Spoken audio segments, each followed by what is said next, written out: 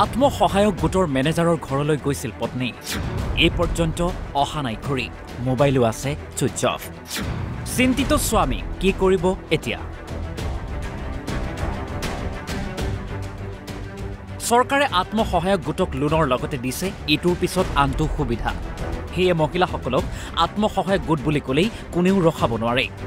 নগাঁও জুৰিয়াৰ তিনিচুকীয়া গাঁৱৰ জলিল ইছলামৰ পত্নীও আছিল আত্মসহায়ক গোটত। এইগৰাকী জলিল ইছলামৰ পত্নী। সিদিনা আছিল ২৬ জানুৱাৰী। পত্নীয়ে স্বামীক আত্মসহায়ক গোটৰ মেনেজাৰৰ ঘৰলৈ যাম বুলি কৈ ওলাই গৈছিল, কিন্তু সন্ধিয়ালৈ ঘূৰি নাহিল পত্নী। ইপিনে পত্নীৰ মোবাইলো বন্ধ। স্বামীয়ে আত্মীয়ৰ ঘৰত বিচাৰ খোচাৰ কৰিও নাপালে কোনো সংসূত্ৰ। অৱশেষত পত্নীৰ নিৰুদ্ধে বুলি জুৰিয়াৰ থানাত দিছে এখন জাননী। পত্নীক বিচাৰি নাপাই চিন্তিত এতিয়া স্বামী। কাল 11টার সময় আত্মসহায়ক গোটের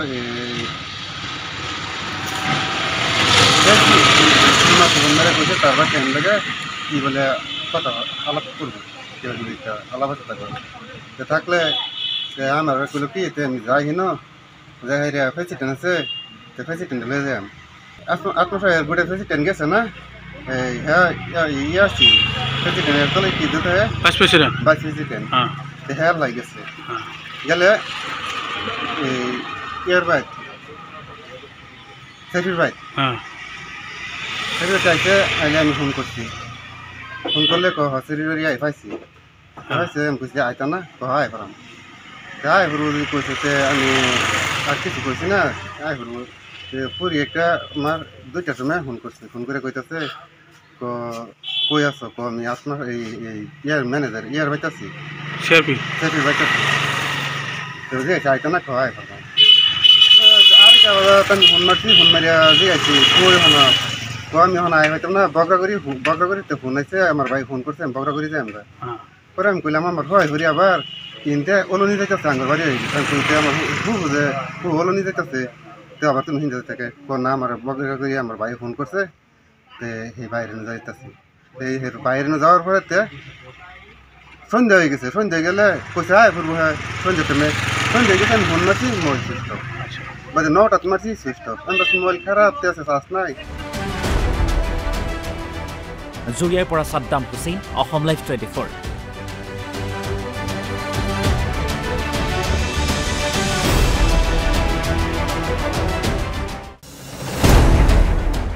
আত্মসহায়ক গোটৰ মেনেজাৰৰ ঘৰলৈ গৈছিল পত্নী। এই পৰ্যন্ত অহা নাই ঘূৰি, মোবাইলো আছে ছুইচ অফ। চিন্তিত স্বামী কি কৰিব এতিয়া? চৰকাৰে আত্মসহায়ক গোটক লোনৰ লগতে দিছে ইটোৰ পিছত আনটো সুবিধা। সেয়ে মহিলাসকলক আত্মসহায়ক গোট বুলি ক'লেই কোনেও ৰখাব নোৱাৰে। নগাঁও জুৰিয়াৰ তিনিচুকীয়া গাঁৱৰ জলিল ইছলামৰ পত্নীও আছিল আত্মসহায়ক গোটত। এইগৰাকী জলিল ইছলামৰ পত্নী। সিদিনা আছিল ২৬ জানুৱাৰী। পত্নীয়ে স্বামীক আত্মসহায়ক গোটৰ মেনেজাৰৰ ঘৰলৈ যাম বুলি কৈ ওলাই গৈছিল, কিন্তু সন্ধিয়ালৈ ঘূৰি নাহিল পত্নী। ইপিনে পত্নীৰ মোবাইলো বন্ধ। স্বামীয়ে আত্মীয়ৰ ঘৰত বিচাৰ খোচাৰ কৰিও নাপালে কোনো সংসূত্ৰ। অৱশেষত পত্নীৰ নিৰুদ্ধে বুলি জুৰিয়াৰ থানাত দিছে এখন জাননী। পত্নীক বিচাৰি নাপাই চিন্তিত এতিয়া স্বামী।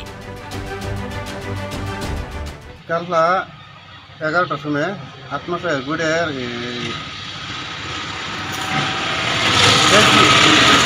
মেরে কইছে তারপর ট্রেন লেগে কি বলে কথা আলাপ করবো আলাপ আছে থাকলে আমার কইল কি আমি যাই হিনো যাই প্রেসিডেন্ট আছে প্রেসিডেন্ট লয়ে যাই আত্মসহায়ক গোটের প্রেসিডেন্ট গেছে না হ্যাঁ আসছি প্রেসিডেন্টের তলে কি দিতে ভাইস প্রেসিডেন্ট হ্যাঁ লাই গেছে গেলে ইয়ার বাইক সেফির বাইক সেফির চাইতে আইলে আমি ফোন করছি। ফোন করলে হসিরি আই পাইছি আমি কইছি আইতা না আই পারাম আই হরু কইছে আমি আর কিছু কইছি না আই হরু পুরি একটা আমার 2টার সময় ফোন করছি। ফোন করে কইতাছে কই আছো আমি আপনার এই ইয়ার ম্যানেজার ইয়ার বাইতাছি সেফির বাইতাছি চাইতো না খাওয়াই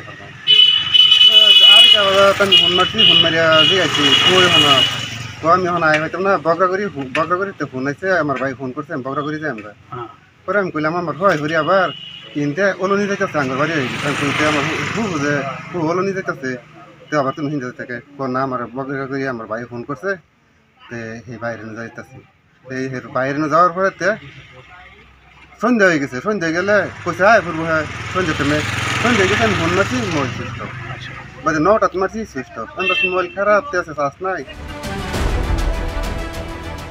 জুৰিয়াৰ পৰা সাদ্দাম হুছেইন, অসম লাইভ 24।